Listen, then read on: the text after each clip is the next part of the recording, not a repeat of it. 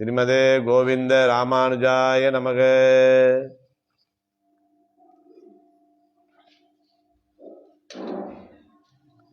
மார்கழி மாதம் திருப்பாவை நோன்பில் இன்று நாம் 22வது நாள் நோன்பை நோட்டு கொண்டிருக்கிறோம். இன்றைய பாசுரமானது அங்கன் மாஞாலத்து அரசர் அபிமான பங்கமாய் வந்து நின் பள்ளிக்கட்டிற்கீழே சங்கம் இருப்பார்போல் வந்து தலை பெய்தோம். கிண்கிணி வாய்ச்செய்த தாமரை பூப்போலே செங்கண் சிற்சிறுதே எம்மேல் வெளியாவோ. திங்களும் ஆதித்யனும் எழுந்தாற்போல் அங்கன் இரண்டும் கொண்டு எங்கள் மேல் நோக்கிதியேல் எங்கள் மேல் சாபம் இளந்தேலோர் எம்பாவாய் என்கிற பாசுரம். இந்த பாசுரத்தில் பிரதானமாக சொல்லக்கூடிய கருத்து, ஆத்மாக்கள் நான் எனது என்ற அகங்கார மமகாரங்களை பங்கம் செய்துவிட்டு பகவானுக்கே நாங்கள் பூர்ணமாக சரணமடைந்தவர்கள் என்று அவனுடைய திருவடியையே பற்றி இருக்க வேணும் என்கிற ஒரு முக்கியமான கருத்தைத்தான் ஆண்டாள் நாச்சியார் இந்த பாசுரம் மூலமாக நமக்கு தெரியப்படுத்துகிறார். ஏன்னா கடந்த பாசுரத்தில் மாற்றார் உனக்கு வழி தொலைந்துன் வாசற்கண் ஆற்றாது வந்து என்கிற போல அபிமானத்தை எல்லாம் விட்டு வந்தபடியை சொன்னார்கள். இந்த பாசுரத்தில் நின் பள்ளிக்கட்டிற்கீழே சங்கம் இருப்பார் போல் வந்து தலை பெய்தோ என்று வேறு யாரும் எங்களை ரட்சிக்க முடியாது, நீ ஒருவனே எங்களை ரட்சிக்க வேணும் என்ற நிலையிலே உன்னுடைய திருவடி கீழே உன் கட்டிலின் கீழேயே நாங்கள் சங்கம் இருப்பார் போல் கூட்டமாக இருக்கிறோம் என்று இந்த பாசுரத்திலே சொல்லுகிறார். என்ன சொல்லுகிறார்னா அங்கன் மாஞாலம்ங்கிறார். அங்கன்னா அழகியதான பரந்த இடத்தை உடைய போகங்கள், போக்கிய ஸ்தானங்கள், போக்கிய உபகரணங்கள் நிறைந்து இருக்கக்கூடிய இந்த பூமியை சொல்லுகிறார்கள். அதாவது அங்கன்மா ஞாலம் அழகியதாக இருக்கிறது, பரந்ததாக இருக்கிறது. பூமியை முழுமையாக நம் கண்ணிலே பார்க்க முடியாது சாதாரணமாக. அவ்வளவு பறந்து விரிந்திருக்கக்கூடிய இந்த பூமி பரப்பில என்ன செய்கிறார்கள்? ஞாலத்து அரசர், அந்த பூமியில ஒரு ஓரத்தில ஒரு குறிப்பிட்ட நிலப்பகுதிக்கு அரசனாக இருக்கக்கூடியவர் அப்படி சொல்றாங்க. எல்லா பகுதியும் நிர்வாகம் பண்ணுவதற்காக அங்கங்கே சில அரசுகள் இன்றைய வரையும் இருப்பது அது நிர்வாக வசதிக்காக இருக்கிறது. ஆனால் அதற்கு தலைமை தாங்கக்கூடியவர் ஞாலத்து அரசர் என்று சொல்லுகிறார். அந்த அரசர் எப்படி இருப்பாரா? அரசர் அபிமான, பூமி பந்திலே 100ல் 1 பங்கில் ஒரு கோணத்திலே ஒரு சிறு பகுதியை பிரித்து அதை 100ஆக பிரித்து அதிலே ஒரு பகுதியை ஆட்சி செய்யக்கூடியவனாக இருக்கக்கூடிய அரசனுக்கு எப்படி எண்ணம் இருக்குமா? இந்த உலகையே நாம் தான் ஆட்சி செய்கிறோம், இந்த பூமி முழுமையும் நமது கட்டுப்பாட்டில் இருக்கிறது என்ற எண்ணத்தோடையே இருப்பார். அதான் அரசர் அபிமான அப்படின்னு சொல்றாங்க. பூமியின் ஒரு கோணத்திலே 100ல் 1 பகுதியை ரட்சிப்பதால் உண்டான அடக்க முடியாத கர்வ தீயினால் கலங்கி போயிருக்கிற சூத்திர நரபதிகள் அப்படின்னு வேதாந்த தேசிகள் சொல்றார். கொஞ்சம் நிர்வாகம் பார்க்க விட்டா இந்த பூமிக்கே நான் தான், என்னை விட்டால் யாரும் இல்லை என்கிற அந்த கர்வ தீயிலே இருக்கக்கூடியவர்களாம் இந்த சூத்திர நரபதிகள் என்று வேதாந்த தேசிகர் சொல்லுகிறார். அந்த அரசருக்கு அந்த அபிமானம் ஏன் வருகிறது?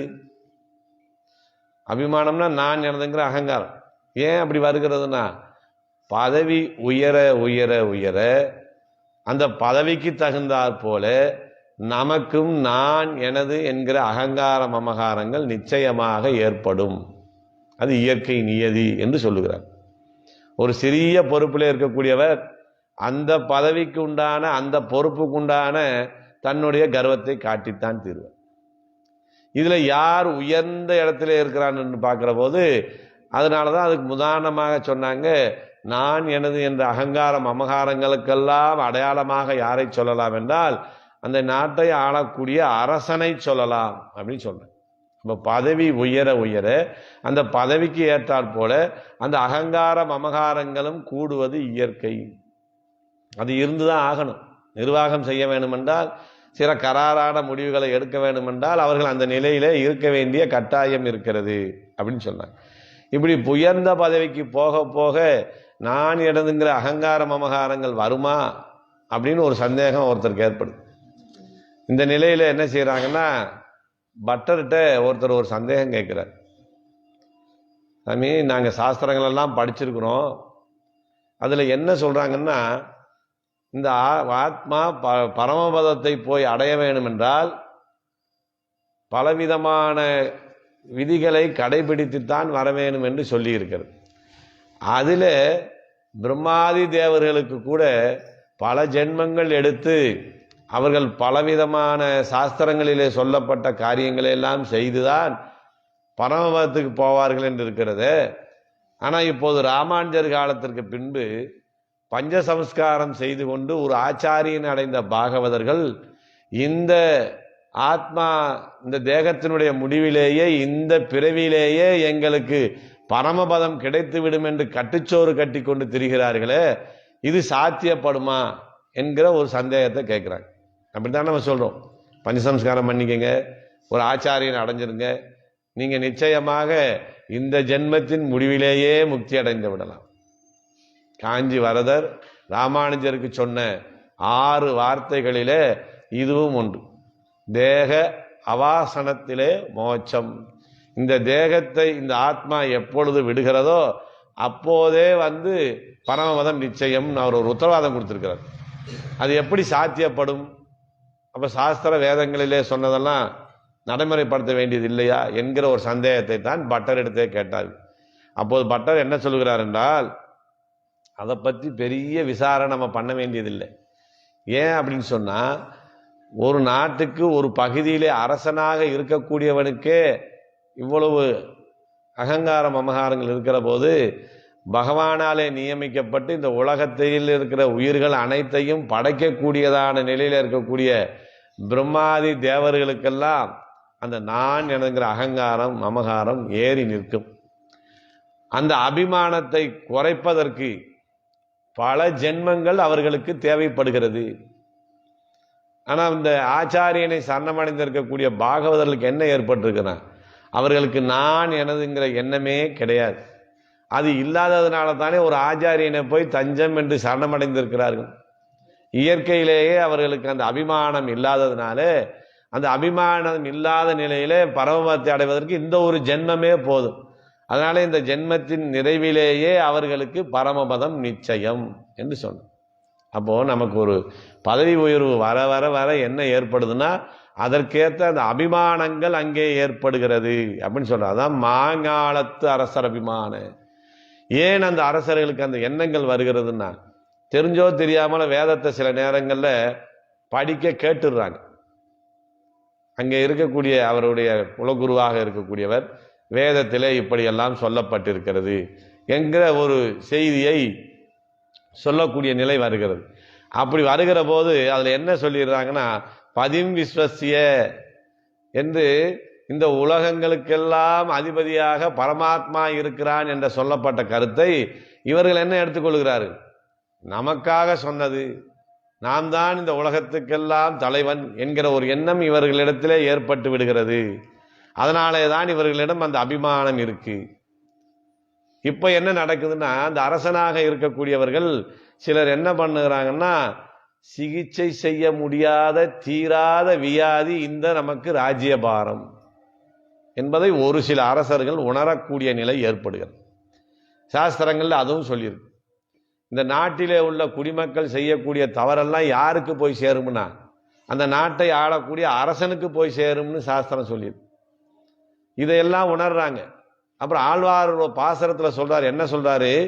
ஒரு நாயகமாய் ஓட உலகுட ஆண்டவர் கருணாய் கவர்ந்த காலர் சிதகிய பானையர்ங்கிற பாசுரத்தை படிக்கிறாங்க. உலகத்தை எல்லாம் ஆண்டவர்கள் எதிரி போரிட்டதுனாலே ஒரு நாளிலே நாட்டையும் ராஜ்யத்தையும் இழந்து உணவுக்காக பிச்சை பாத்திரத்தை ஏந்தி வீதி வழி போறாராம். அப்படி ராஜாவா இருந்தவருக்கு பிச்சை எடுக்கிறது புது பழக்கம். எப்படி எடுத்து போறது, கீழே என்ன இருக்குன்னு பார்க்காம இருட்டுக்குள்ள போயிடுறாரு. அங்கே இருட்டுக்குள்ளே ஒரு நாய் படுத்து கொண்டு இருக்கிறது.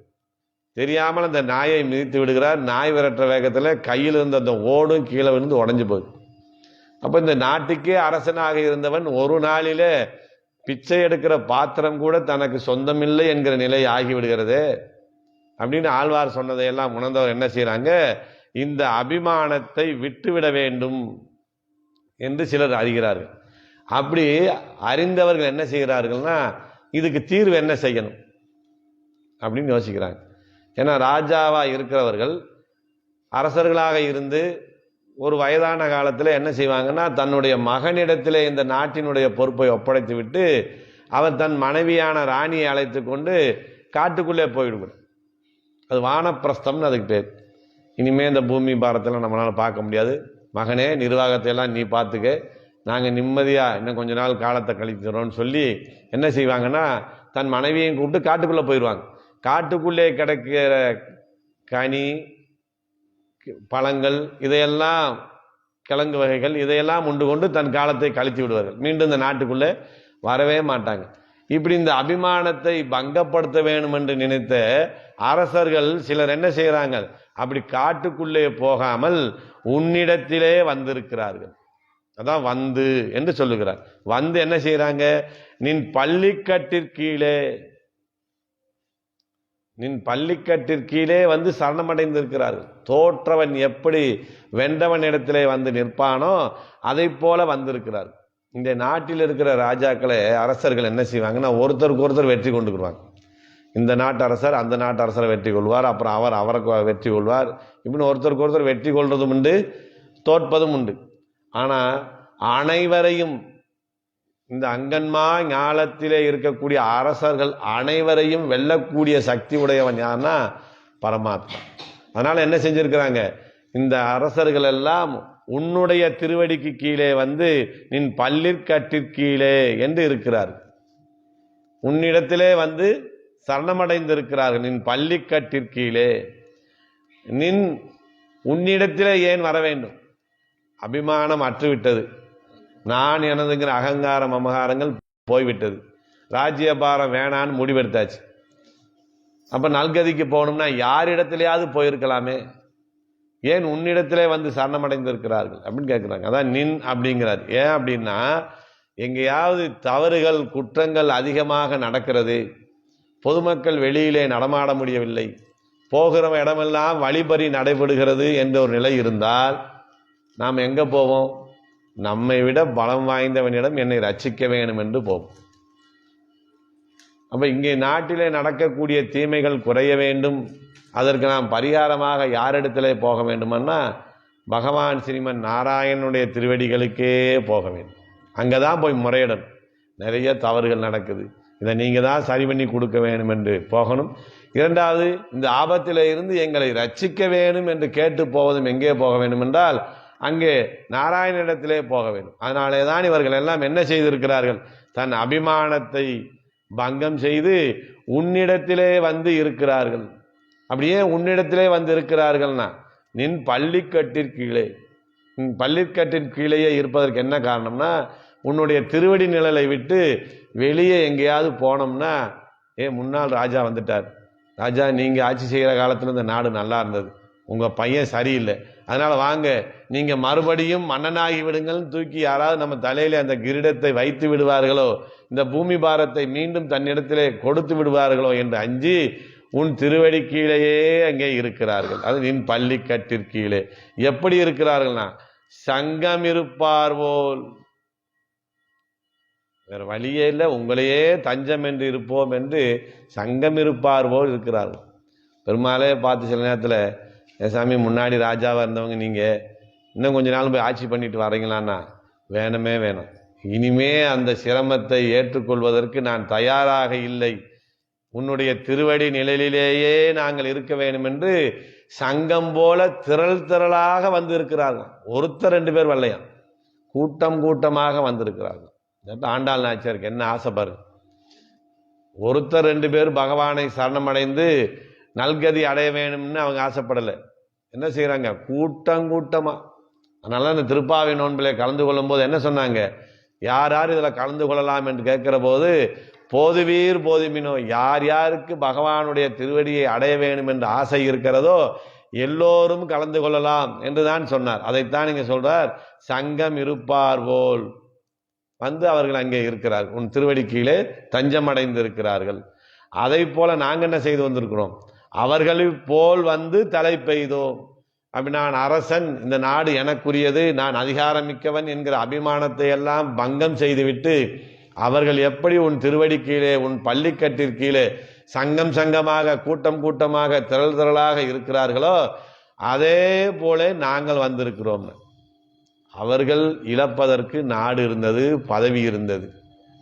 இவர்கள் எதை இழந்தார்கள் என்று கேட்கிறார். அவரை போலவே நாங்கள் வந்திருக்கோம்னா, ஒரு பெரிய தானம் தர்மம் செய்கிறவர் ஒரு பல கோடி தர்மம் செய்கிறார்னா, நானும் தர்மம் செய்கிறேன், என்னன்னா ஒரு நாளைக்கு ₹1 செய்வேன். ஆக நினைவு ஒன்று தானே, தர்மம் செய்யணுங்கிற நினைவு ஒன்று. அதே போல நாங்கள் வந்திருக்கிறோம். இவர்கள் எதை எதை இழந்தார்கள் என்று சொல்லுகிற போது, நாங்கள் பெண்கள் என்கிற அந்த அபிமானத்தை முதலிலே பங்கம் செய்தார்கள். ஏன்னா இந்த சாஸ்திரங்கள் விதிகள் இந்த வழிபாட்டு முறைகளிலே பெண்கள் பெரிய அளவிலே ஈடுபடக்கூடாது என்கிற ஒரு நிலை இருந்ததுனால நாங்கள் பெண்கள் என்கிற அந்த ஸ்திரீத்துவ அபிமானத்தை பங்கம் செய்தார்கள். அதற்கு மேலே சிறு வயசு, இந்த வயசிலே பெருமாளைன்னு பக்தி அதிகமாக இருக்கப்படாது. முதல் குடும்ப வாழ்க்கையிலலாம் ஈடுபடணும். அப்புறம்தான் வயசான காலத்தில் நம்மளை யாரும் எதுன்னு மதிக்காத காலத்தில் போனா போகுதுன்னு பெருமாளை போய் கும்பிட போகலாம்னு சொல்லுவாங்க. சொந்தக்காரங்கிட்ட என்ன சொல்லுவாங்க, ஏன் இந்த வயசுலேயே கோயில்னு அலையிறீங்க, ஏன் பெருமாள் இப்படி ஓடிக்கிட்டு இருக்கீங்க, பிழைக்கிறதுக்கு ஏதாவது வழியை பார்க்கலாமே, அப்படி தானே சொல்லுவாங்க. அதையெல்லாம் பங்கம் செய்து விட்டு வந்திருக்கிறோம். அதுதான் பெரிய கஷ்டம். ஒரு நாட்டை கூட விட்டுறலாம், நான் ராஜாங்கிற எண்ணத்தை கூட நம்ம விட்டுறலாம். நம்ம இன்னைக்கு பெருமாள்கிட்ட பூர்ணமாக சரணமடையலான்னு போய்கிட்டு இருக்கிற போது எதுக்கு ஒரு சொந்தக்காரர் வருவார், எங்கே போகிறீங்க, பெருமாள் கோயிலுக்கு போகிறீங்க, அப்பா பாரு அங்கே போய் என்ன செய்கிறீங்க, உங்களுக்கு என்ன அள்ளி கொடுத்துட்டாரு, இருந்த சொத்துகள் போனதான் மிச்சம், புது சொத்து கிடச்சிருச்சா அப்படிம்பாங்க. நமக்கும் அந்த நேரத்தில் ஒரு யோசனை வந்துடும், இவங்க சொல்கிறதும் சரியாக தானே இருக்குது, நம்ம சொத்துக்களை விற்றதை தவிர எங்கேயாவது வாங்கியிருக்கோமாங்கிற ஒரு எண்ணம் வந்துருமே அப்படின்னு குழப்பக்கூடிய பந்துக்கள் சொல்லக்கூடிய வார்த்தைகளையும் பங்கம் செய்து வந்திருக்கிறோம் அப்படிங்கிறார். அப்ப எங்களுடைய நாங்கள் பெண் என்கிற அந்த தாழ்வு மனப்பான்மையை நாங்கள் நீக்கியிருக்கிறோம். எங்கள் பந்துக்கள் சொல்லக்கூடிய வார்த்தைகளை நீக்கியிருக்கிறோம். மட்டுமுள்ள போகங்களை எல்லாம் விட்டு விட்டு உன்னிடத்திலே வந்திருக்கிறோம். என்ன போகங்கள்? இந்த உலகத்தில் ஏதோ நிறைய வஸ்துக்கள்லாம் இருக்கு, அதெல்லாம் அனுபவிக்கலாம்னு சொல்லியிருக்கிறாங்களே, அதையெல்லாம் அனுபவிக்காமல் புறம் தள்ளிவிட்டு உன்னிடத்திலே நாங்கள் வந்திருக்கிறோம். என ஆரம்பிக்கும் போதே சொல்லிட்டாங்க. குறைந்தபட்சமா என்ன சொன்னாங்க, மையிட்டெழுதோ மலரிட்டு யாமுடியோம் நெய்யுன்னோம் பாலுன்னோம் அப்படின்னு ஏதாவது போகங்கள் இருக்கிறோ அதையெல்லாம் பங்கம் செய்துவிட்டு உன்னிடத்திலே நாங்கள் சரணமடைந்திருக்கிறோம். அரசர்கள்லாம் என்ன செஞ்சாங்க, உன்னுடைய ஆயுதத்துக்கு அம்புக்கு பயந்து வந்து உன்னிடத்திலே சரணமடைந்தார்கள். நாங்கள் உன் அழகுக்கு தோற்றவர்களாக உன்னிடத்திலே வந்து சரணமடைந்திருக்கிறோம். இவ்வளவுதான் வித்தியாசம். அகமது அவங்களும் தோற்று தான் வந்திருக்கிறாங்க, நாங்களும் தோல்வியிட்டு தான் வந்திருக்கிறோம். என்ன தோற்று இருக்கிறோம், அவங்களுக்கு எங்களுக்கு என்ன வித்தியாசம் இருக்கா அப்படின்னா, ஆமாம், அவர்கள் எப்படி நான் எனதுங்கிற அகங்காரமோடு இருந்தார்களோ அதற்கும் சற்று குறைவில்லாமல் நாங்கள் அப்படித்தான் இருந்தோம் இது நாள் வரை. அதனால நாங்கள் அந்த அபிமானத்தை எல்லாம் பங்கம் செய்துவிட்டு உன்னிடத்திலே வந்து தலை பெய்தோம். இவ்வளவு அபிமானம், நான் எனதுங்கிற அகங்காரம் இருக்கிறவங்க ஒரே நாளில் மனசு மாறி உன்னிடத்திலே வந்திருக்கிறோம். எப்படி வந்திருக்கிறோம்? வரும்போது பெரிய ஞானம் கல்வி வேள்வி எல்லாம் கற்றுக்கொண்டு வந்து சேர்ந்திருக்கிறோமா? ஏதோ யாத்திரைக்கு போறவங்க மாதிரி, எங்கே போகிறீங்க, ஸ்ரீரங்கம் வரைக்கும் போயிடலான்னு நினைக்கிறேன் அப்படின்னு சொல்லிட்டு தான் போவோம். போன பிறகு தான் அங்கே இருக்கிற பெருமைகள் என்ன மேன்மைகள் என்னன்னு நமக்கு தெரியும். அது மாதிரி போக்கில் வந்துட்டோம். ஆனால் உன்னை வந்து சரணமடைவதற்குண்டான சுக்கிருதங்கள் புண்ணியங்கள் ஏதாவது எங்களிடத்திலே இருக்கிறது என்று கேட்டால் எந்த விதமான புண்ணியங்களும் எங்களிடத்திலே இல்லை. ஆனால் உன்னுடைய திருவடிக்கு நாங்கள் வந்திருக்கிறோம். அதான் வந்து தலை பெய்தோம் அப்படிங்க. இந்த வந்து தலை பெய்தோம்ங்கிறது 2 விதத்தில் சொல்லலாம். நாங்களே உன்னை தஞ்சம் என்று வந்து விட்டோம் என்று இது நமக்கு பெருமையாக சொல்லலாம். ஆனால் இங்கே ஆண்டாள் நாச்சியார் என்ன சொல்றாரு, வந்து தலை பெய்தோம்னா நாங்கள் என்ன உன் திருவடிக்கு அவ்வளவு சாமானியத்திலே வரக்கூடியவர்களா?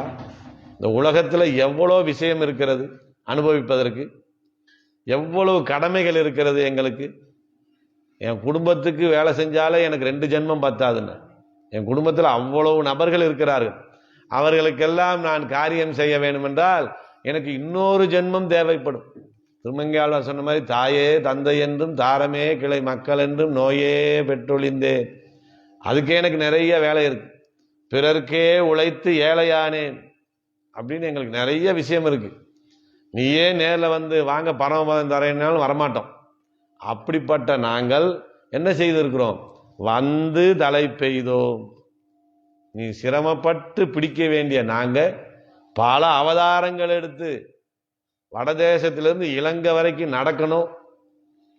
வாமனனாக குள்ளமா வரணும், திருவிக்கிரமனாக வளரணும், கண்ணனாக வந்து பல மாயங்கள் செய்யணும், பொய் சொல்லணும், சூது செய்யணும். அதெல்லாம் உன்னை செய்ய விடாம அங்கு இங்கு உன்னை அலைய விடாமல் நாங்கள் என்ன செஞ்சிருக்கோம்? நாங்களே உன்னிடத்தில் வந்திருக்கிறோம். அதனால நீ என்ன செய்யணும் கேட்டார். அதனால நீ என்ன செய்யணும்னா, நாங்கள் வந்த நேரத்திலே எங்களை நீ பிடிச்சு வச்சுக்கணும், இல்லைன்னா உனக்கு தான் நஷ்டமாகிவிடும் என்கிற துணியிலே வந்து தலை பெய்தோம் என்று தங்களை தாங்களே கொண்டாடி கொள்ளுகிறார்.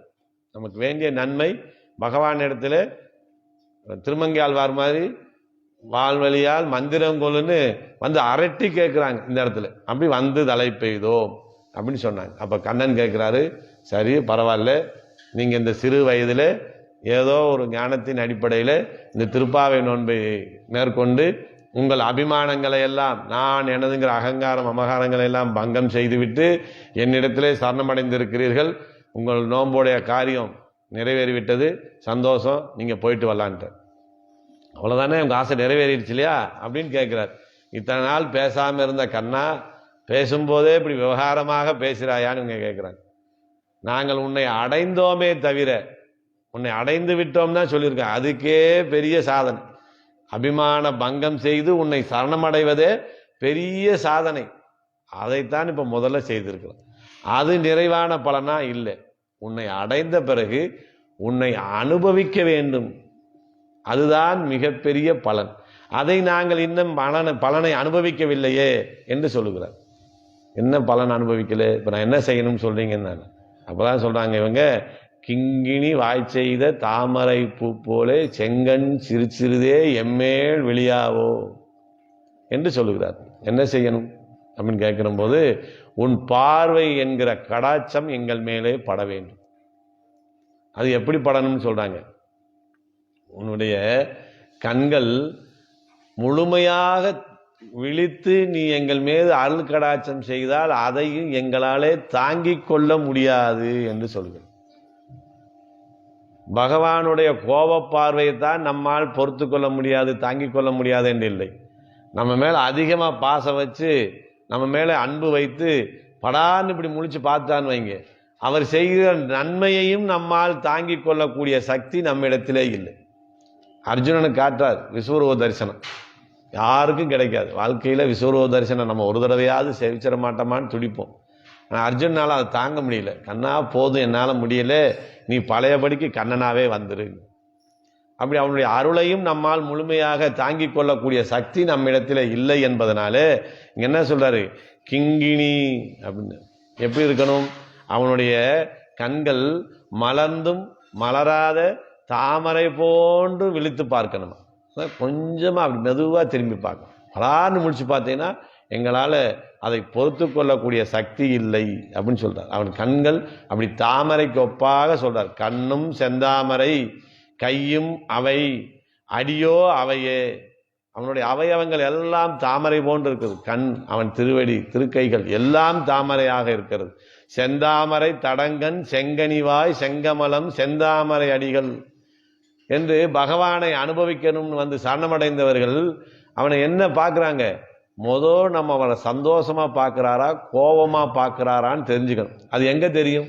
அவருடைய பார்வையில தான் தெரியும். கண்ணை பார்க்கிற போதே சாந்தமா பார்க்கிறார் நம்மளை, இல்லை கோபமா பார்க்கிறார். இப்போ நம்ம வந்த நேரம் சரியில்லை, போயிட்டு அப்புறம் கூட வரலாம்னு ஓடிடலாம். ஆனா அப்படி பார்க்கிறாங்க. பார்க்கிற போது அவன் என்ன செய்கிறான்? சிறு சிறிதே மலர்ந்தும் மலராத நிலையிலே இருக்கிற தாமரை போல உன் கண்களை மெல்ல விழித்து எங்களை பார்க்க வேண்டும் என்று கேட்கிறார். கிங்கிணி வாய் செய்த தாமரை போலே. பகவானுடைய கண்கள் தாமரை போன்றது அப்படின்னு சொல்லியிருக்கிறாங்க. அந்த தாமரைக்கும் ஒரு விசேஷனம் சொல்றாராம், ஒரு சிறப்பு சேர்க்கிறாராம். கிங்கிணி வாய் செய்த தாமரை பூ போல. அப்படி மெல்ல கிங்கிணின்னு சொல்றதுன்னா நம்ம சலங்கை இருக்கு இல்லையா, காலில் கட்டுற சலங்கை, சலங்கையில் அந்த மணி எப்படி இருக்கும், சின்ன வாய் தான் இருக்கும். அந்த வாய்க்குள்ள இன்னொரு முத்தை போட்டிருப்பாங்க, அதுதான் நமக்கு அந்த கலகலகலன்னு சத்தம் கொடுக்கக்கூடியது. அந்த கிங்கிணி அந்த சலங்கையில் இருக்கிற கண்ணு மாதிரி மெதுவா திறந்து நீ எங்களை பார்க்கணும் என்று இங்கே சொல்லுகிறார்கள். கிங்கிணி வாய் செய்த தாமரை பூ போல. ஏன் இப்படி இருக்குன்னா, அவனுடைய கண்களை ஏன் இப்படி இருக்கு, ஏன் மலர்ந்து மலராத நிலையில இருக்கிறது என்று கேட்கிற போது, நாமெல்லாம் பலவிதமான கர்மங்களை செய்தவர்கள். அவன் முன்னே போகிற போது இவன்லாம் இவளை பாவம் செஞ்சுட்டு வந்திருக்கிறான், இவனை நம்ம பார்க்கணுமாங்கிற அவனுடைய சுபதாந்திரியம் கண்களை திறக்க விடாமல் செய்கிறது. பார்க்கவே வேணான்னு கண்ணை முடிக்கிறார். ஆனால் இப்போ யாரோட போயிருக்கோம், நப்பின்னை பிராட்டியை நம்ம கூட சேர்த்துக்கிட்டு போயிருக்கிறோம்.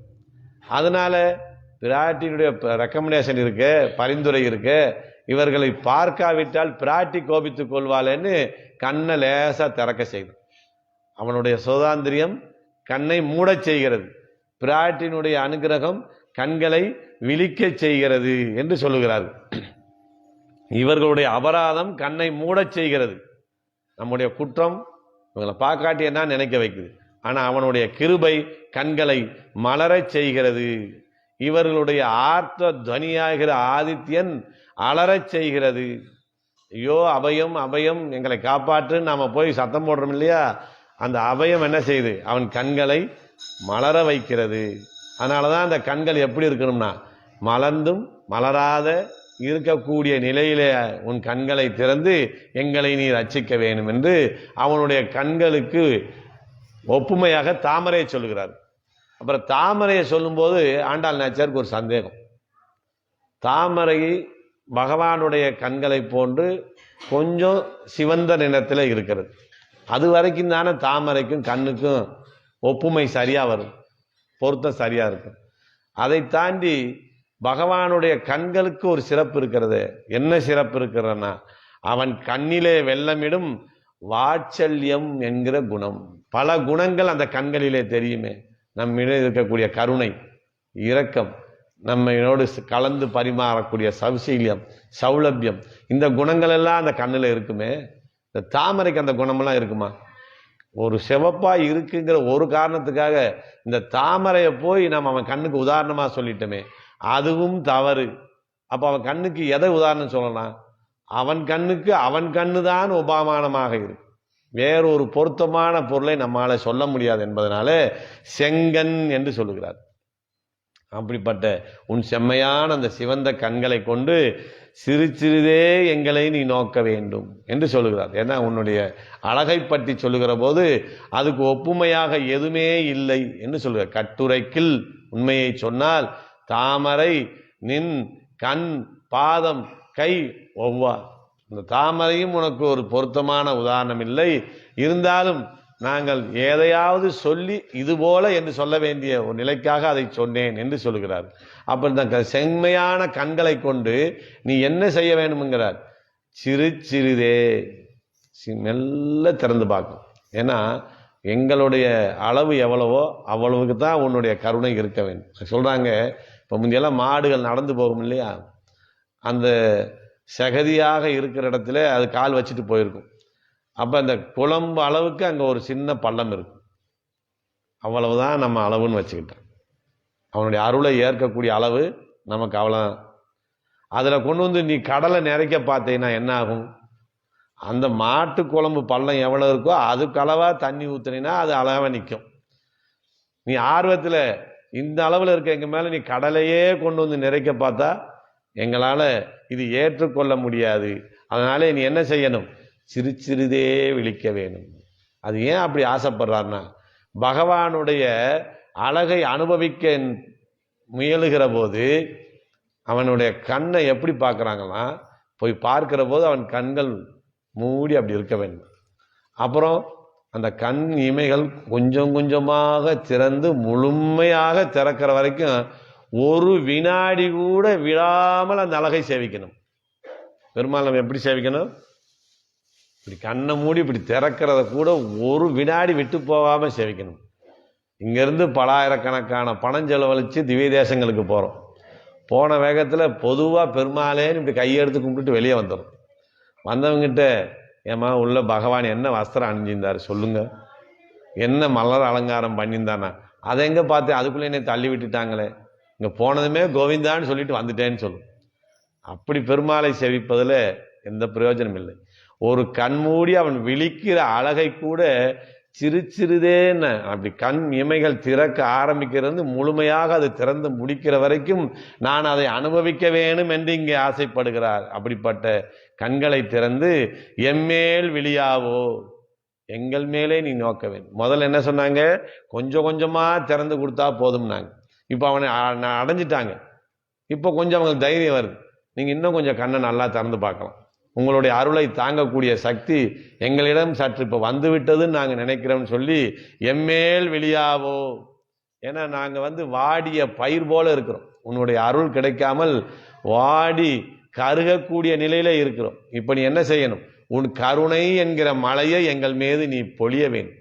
அப்போதான் இந்த பயிர்கள் எல்லாம் செழித்து வளரக்கூடிய நிலை ஏற்படும் என்று சொல்கிறார். மேகம் ஜலத்தை கொட்டும், நீ என்ன செய்யணும், உன் அடியார்கள் மேலே உன் கடாச்சம் என்கிற அந்த மழையை பொழிய வேண்டும் விழியாவோ என்று கேட்கிறார். அப்ப இவர் கேட்கிறாரு, நான் கண்ணை விழித்து உங்களை பார்ப்பதனாலே உங்களுக்கு ஏற்படக்கூடிய நன்மை என்ன என்று கேட்கிறார். அடுத்த வரியில சொல்றாரு, நீ விழிக்கிற போது எப்படி இருக்கும்னா, உன் கண்விழிகள் அந்த பார்வைகள் எங்கள் மீது படுவதனாலே எங்களுடைய பாவங்கள் நீங்கிவிடும் என்பதைத்தான் இங்கே சொல்றார். எங்கள் மேல் சாபம் இழிந்தேலோர் எம்பாவாய் என்று சொல்லுகிறார். அப்போ என்ன சொல்றாங்க, திங்களும் ஆதித்யனும் எழுந்தார் போல் அங்கன் இரண்டும் கொண்டு எங்கள் மேல் நோக்கிறியே. அப்படி பார்க்கிற போது எப்படி பார்க்கணும்னா, அந்த அழகிய கண்களை கொண்டு சூரியன் சந்திரன் போல நீ எங்களை பார்க்க வேண்டும். ஒன்று சூரியன் போல பார்க்கலாம்னு சொல்லலாம், இல்லை திங்கள் போல பார்க்கலாம் சொல்லலாம். இதுக்கு என்ன அர்த்தம், சூரியன் மாதிரி பார்த்தா வெப்பம் அதிகம், சந்திரன் போல பார்த்தா குளிர்ச்சி அதிகம். நான் எப்படி பார்க்கணும்னு கேட்கிறார் கண்ணன். நீங்க என்ன சொல்றீங்க, திங்களும் ஆதித்யனும் எழுந்தார் போல் என்று கேட்குறீங்களே, அது எப்படி ஒரு சேர ஒரே நேரத்தில் சூரியனும் சந்திரனும் இருந்தவங்க நான் பார்க்க முடியும் என்று கேள்வி கேட்கிறார். அப்படி என்ன சொல்றாங்கன்னா, உன்னுடைய அடியவர்கள் அல்லாதவர்களிடத்தில், உன்னை எதிர்ப்பவர்களிடத்தில் உன் பார்வை சூரியன் போன்று வெப்பமாக இருக்க வேண்டும். உன்னை அடைந்தவர்களான அடியவர்களாகிய எங்களிடத்தில் உன்னுடைய பார்வை சந்திரன் போல குளிர்ந்து இருக்க வேண்டும். இதுதான் நீ எங்களை பார்க்கக்கூடிய நிலையாக இருக்க வேண்டும் என்று இங்க கேட்கிறார். இந்த இடத்துல என்ன சொல்றாருன்னா, இந்த கண் இந்த சூரியன் சந்திரன் போல இருக்குமா என்கிறதை பற்றி வேதத்திலே பல இடங்களிலே சொல்லப்பட்டிருக்குது. என்ன சொல்றாரு, முண்டக உபனிஷத்திலும் இதை பற்றி சொல்லியிருக்கிறது, ராமாயணத்திலும் இதை பற்றி சொல்லியிருக்கிறது, மகாபாரதத்திலும் இதை பற்றி சொல்லியிருக்கிறது, வராக புராணத்திலும் இதை பற்றி சொல்லியிருக்கிறது. இந்த செய்திகளை எல்லாம் உள்ளடக்கித்தான் ஆஞ்சாள் நாச்சியார் அதே மாதிரி வேத கருத்துக்களை இதில் பிழிந்து எங்கள் மேல் திங்களும் ஆதித்யனும் எழுந்தார் போல் என்று கேட்கிறார். ஏன்னா திருப்பாவைக்கு மிகப்பெரிய ஒரு சிறப்பு இருக்கு. என்ன சொல்லியிருக்காங்க, வேதம் அனைத்துக்கும் வித்தாகும் கோதை தமிழ். வேதம் அனைத்தையும் சுருக்கி ஒரு விதை போல வைத்திருக்கிறது. வேதங்கள் எல்லாம் இந்த திருப்பாவையிலேருந்தான் முளைவிட்டு வருகிறது, முளைத்து எழுந்து வருகிறது என்று சொல்லியிருக்கிறார்கள் இல்லையா. அதனால அந்த வேத கருத்துக்களை எல்லாம் உள்வாங்கித்தான் இந்த கருத்தை ஆண்டாள் நாச்சியார் இங்கே சொல்லுகிறார். அப்படி திங்களும் ஆதித்யனும் என்ன வரணும், சந்திரன் வந்தா எங்களுக்கு குளிர்ச்சி. அந்த குளிர்ச்சியினால என்ன ஏற்படும்னா, இத்தனை நாள் உங்களை பிரிந்திருந்த அந்த துன்பத்தினாலே எங்கள் உள்ளத்திலே ஏற்பட்டிருக்கக்கூடிய அந்த வெப்பம் குறையும். சூரியன் போல நீ எங்களை பார்த்தால் என்ன செய்யும்னா, எங்களிடம் இருக்கக்கூடிய அஞ்ஞானம் என்கிற இருட்டு, ஆத்மா யார் பரமாத்மா யார் என்று புரிந்து கொள்ளாமல் இருக்கக்கூடிய அந்த அஞ்ஞானமாகிய இருட்டு விலகும். அதனால நீ என்ன செய்யணும், அங்கன் அழகிய கண்கள் அப்படின்னு சொல்றாங்க. அப்படி சொல்லுகிற போது அவளுக்கு என்ன, அந்த கண்ணை போய் சூரியனுக்கும் சந்திரனுக்கும் ஒப்பாக சொல்லியிருக்கிறார். இந்த கண் எப்படி இருக்குன்னா சூரியன் போல சந்திரன் போல இருக்குன்னா. ஏற்கனவே என்ன சொன்னாங்க? தாமரை போன்று இருக்குன்னு சொல்லிட்டு தாமரையும் உனக்கு ஒப்பாகாதுன்னு செங்கன்னார். இப்ப திங்களும் ஆதித்யனும் எழுந்தார் போல் சந்திரன் போல சூரியன் போல உன் கண்களை கொண்டு எங்களை நோக்க வேண்டும் என்று சொல்லிவிட்டு என்ன செய்தார்? அதுவும் பொருத்தமாகாது. அது எப்படி பொருத்தமாகும் அப்படின்னு சொன்னாங்க. ராமாயணத்துல வால்மீகி பற்றி சொல்றார். ராமனை பற்றி சொல்லுகிறார். சந்திரன் போன்று அழகிய முகத்தை உடைய ராமனை என்று சொல்லிடுறார். சொல்லிக்கிட்டே வரும்போது வால்மீகிக்கே வரும், இந்த சந்திரன் போன்ற முகம்னு ராமனை பற்றி சொல்லிட்டோமே, ஐயோ தப்ப சொன்னோமே என்று நினைத்து அந்த சந்திரனை காட்டிலும் அழகானவனாக ராமன் இருக்கிறான்னு திருத்தி சொன்னார். ஒருத்தர் ஒப்பிட்டு சொல்லும் போது உயர்ந்ததைத்தான் ஒப்பிட்டு சொல்ல வேண்டும். சந்திரன் போன்று ராமன் இருக்கிறார், நாங்க யார் உயர்ந்தவர் ஆயிடுறாங்க? சந்திரன் உயர்ந்ததாயிரு. அது தவறு. சந்திரனை காட்டிலும் ராமன் அழகாக இருந்தான். ராமனுக்கு அழகாக இணை யாருமே இல்லை என்று சொல்லக்கூடிய நிலையில வால்மீகி பகவான் அதை திருத்தி சொல்லுகிறார்.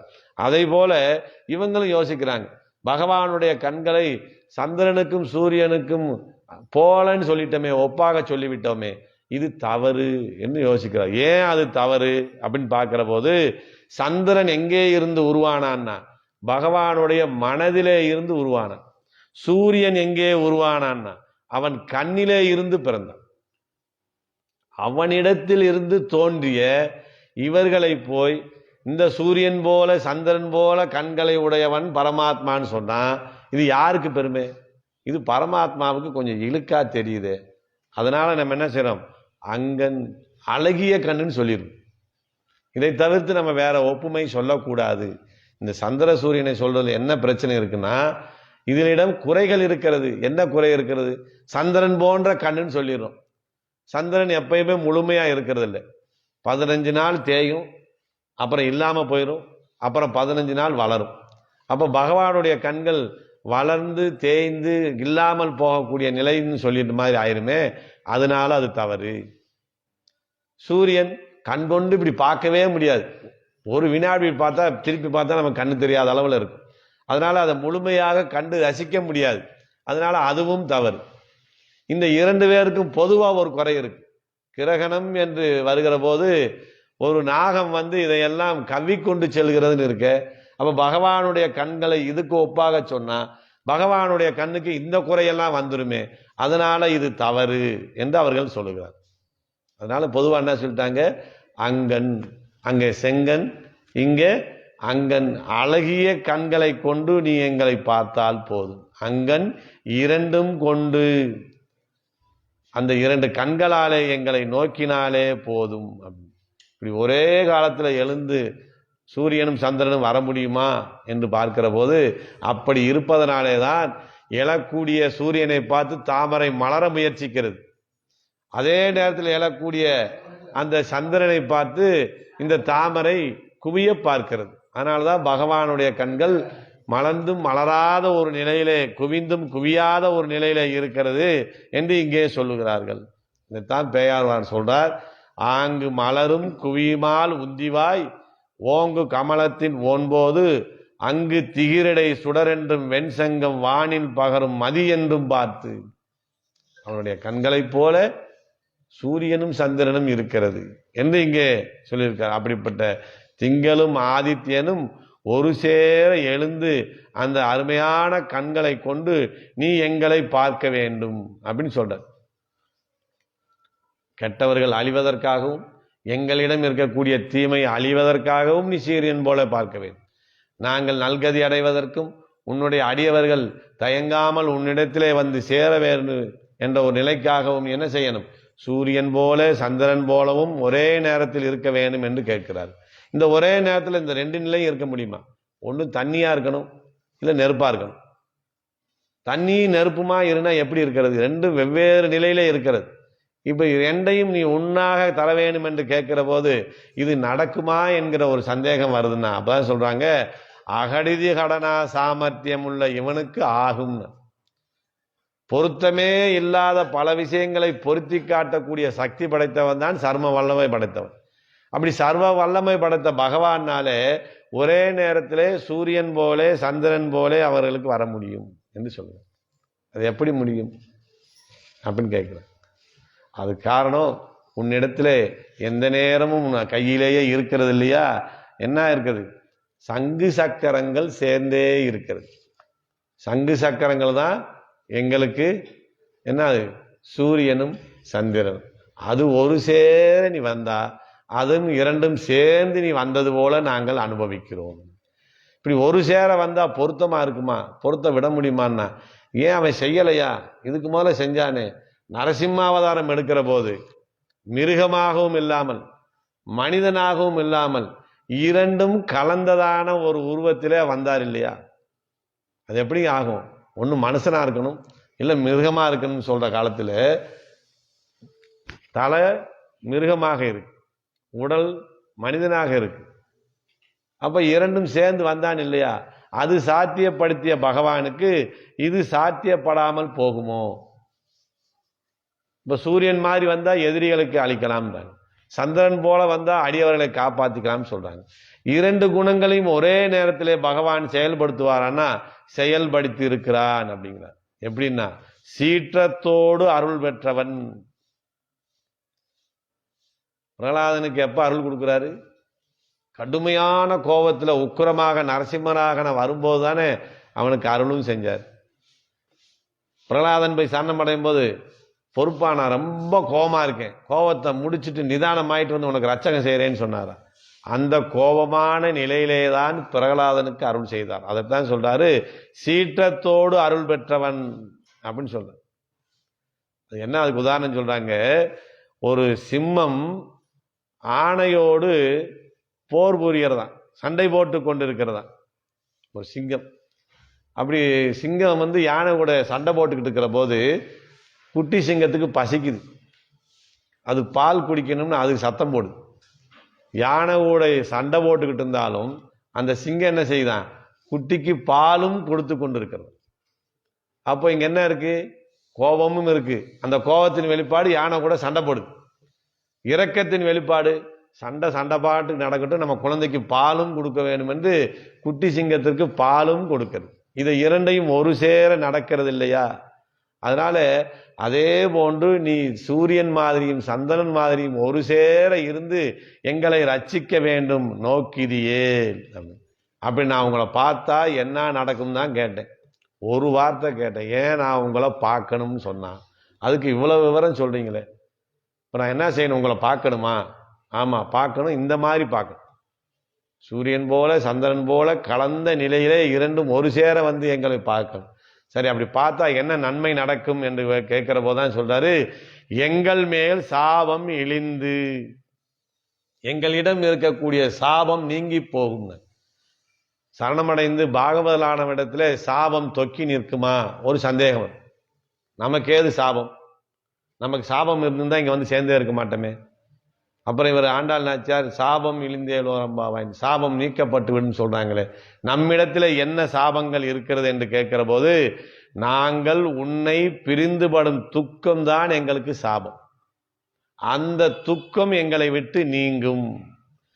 ஏன்னா பகவானே நீ அனுபவித்தே தீர வேண்டியவன். எங்களால யார் அனுபவிக்கணும்? ஏதோயோ அனுபவிச்சங்க. இந்த உலகத்துல நான் அனுபவிக்காத விஷயம் இல்லை, பார்க்காத இடம் இல்லை, போகாத தேசம் இல்லை, எனக்கு தெரியாத விஷயம் இல்லை அப்படின்னு எதோ சொல்லிக்கிட்டு இருந்தாலும் கூட அது அனுபவ பூர்த்தி அல்ல. அனுபவ பூர்த்தி எப்போ வருகிறதுனா, பகவானை முழுமையாக நாம் சரணமடைந்து அனுபவிக்கிறது தான் நமக்கு அனுபவ பூர்த்தி. அது எங்களுக்கு கிடைக்க வேண்டும் என்றால் உன்னை பிரிந்து இருக்கக்கூடிய இந்த சாபம் நீங்க வேண்டும். நீங்கினால்தான் உன்னை நாங்கள் முழுமையாக அனுபவிக்க வேண்டும். அப்படி உங்களை பிரிந்திருப்பது, உங்களை முழுமையாக அனுபவிக்க முடியாமல் இருக்கக்கூடிய நிலைதான் எங்களுக்கு சாபம். அந்த சாபம் நீங்க வேண்டுமென்றால் நீ என்ன செய்யணும்? திங்களும் ஆதித்யனும் எழுந்தார் போல் அங்கன் இரண்டும் கொண்டு எங்கள் மேல் நோக்கிறியே என்று கேட்கிறார். அப்படி நோக்கினால் எங்கள் மேல் சாபம் இழிந்தேலோரம்பாவா, எங்கள் மேலே இருக்கக்கூடிய சாபம் நீங்கி போகும். அதனாலேதான் நீ எழுந்திருந்து உன் கண்களாலே எங்களை நோக்க வேண்டும் என்று கேட்பதாக ஆண்டாள் நாச்சியார் இந்த பாசுரத்திலே தெரிவித்திருக்கிறார்கள் என்று சொல்லி நிறைவு செய்கிறேன். ஸ்ரீமதே ராமானுஜாய நமः.